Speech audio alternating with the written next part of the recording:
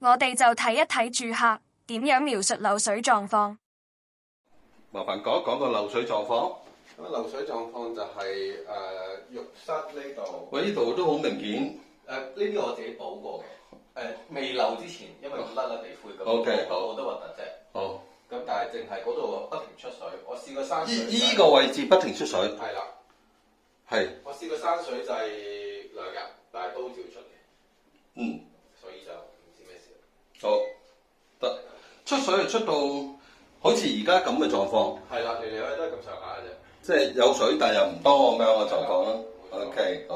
嗰埲牆都黑黑地。發生咗幾耐到咧？大約出水可能幾個禮拜。哦 ，OK， 住咗幾耐嘅呢度？2年。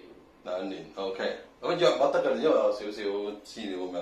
OK， 咁就我撳過譬如嗰啲黑色一點點，即係條邊咧都係實嘅，攞紙巾撳。得 OK， 一陣我會試。咁啊，除咗呢度睇到呢啲咁樣嘅問題，仲有我邊度你會覺得都有啲似漏水相關嘅嘢？我唔知會唔會呢塊。唔緊要，你咪照講。特別黑黑地嘅。好，開咗，因為唔夠光嗰位睇。咁我唔知關唔關事。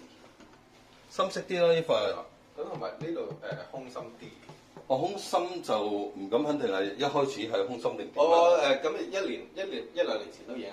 係咯。熱水管漏水不可能走得出紅外線嘅法眼。漏水其實一個好繁複嘅問題，如果胡亂去做工程睇唔到會解決到問題，所以如果要解決到漏水問題，首先應該揾漏水專業人士用唔同嘅儀器，確定好漏水問題先至定點做工程，如果唔係只會浪費時間及金錢。K21 漏水檢查預約WhatsApp 92185392。